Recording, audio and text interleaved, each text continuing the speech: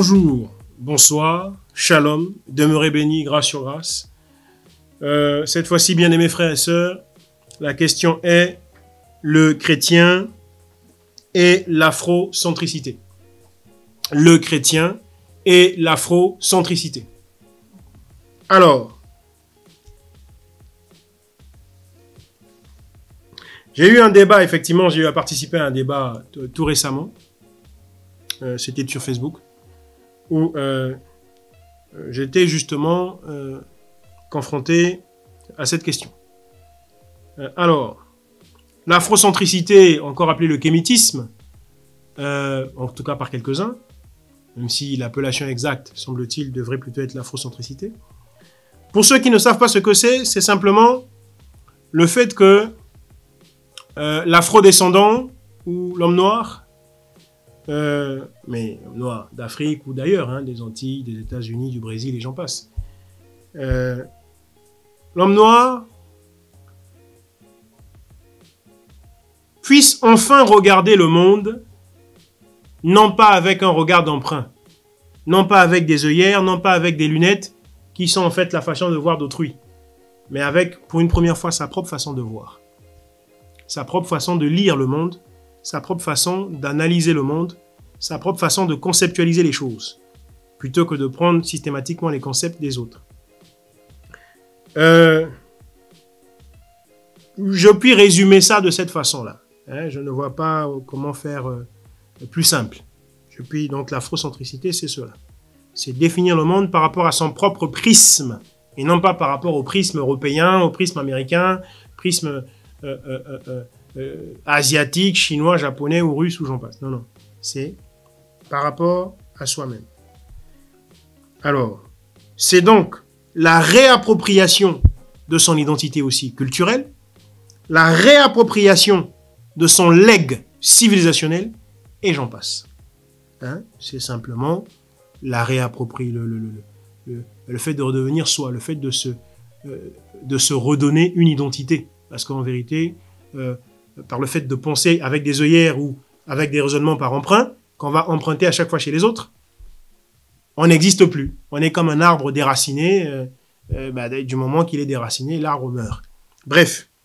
Donc le chrétien, face à cela, est-ce que il y a une compatibilité? Est-ce qu'il n'y en a pas? Etc.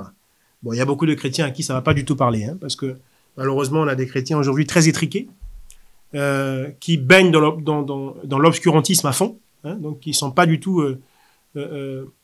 on va pas dire qu'ils sont pas ouverts, mais on va dire qui ne sont au courant de rien finalement. Tellement ils se sont coupés de tout, ils ne sont au courant de rien. Ils sont dans une forme d'obscurantisme qui ne dit pas son nom. Donc il y en a beaucoup à qui ça va pas parler, qui vont dire mais qu'est-ce que c'est que cette question, qu'est-ce que ça veut dire. Bref, mais est-ce qu'il y a une compatibilité? Ben, ma foi, j'ai envie de dire oui, parce qu'encore une fois, l'Africain était, ou du moins le peuple africain ou le peuple afrodescendant était le seul à penser au travers des autres, au travers des raisonnements des autres, au travers des prismes, des cosmogonies des autres, au travers des lunettes des autres, du regard des autres, de l'analyse des autres, et jamais par rapport à lui-même.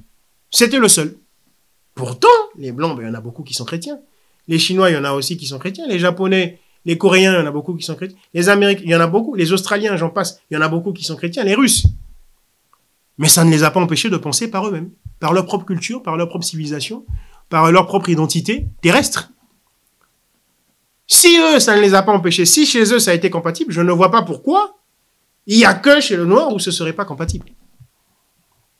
Mais évidemment, encore une fois, je le dis pour la énième fois ici, ces procédés et mécanismes avilissants, chosifiants, animalisants qu'ont été la traite arabo-mahométane, la traite transatlantique, le code noir, le code de l'indigénat, et tout un autre truc de la ségrégation raciale après la traite transatlantique, la ségrégation raciale et l'apartheid et tout un tas de choses.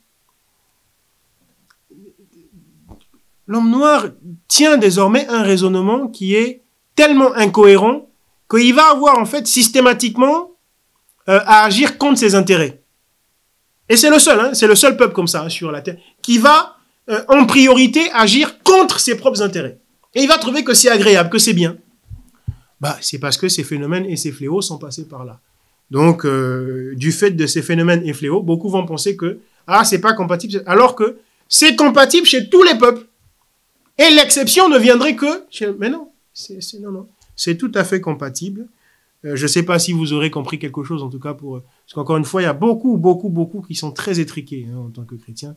Et c'est d'ailleurs très effrayant pour quelqu'un comme moi quand justement, j'essaie de faire une analyse par rapport à tout ça. Mais enfin bon, bref, demeurez bénis, au mieux que je peux, au mieux que j'ai pu, j'ai essayé de répondre. Si ma réponse est convenable, gloire au Seigneur. Si elle n'est pas convenable, dans toute chose, le Seigneur tire gloire aussi. Demeurez bénis, shalom.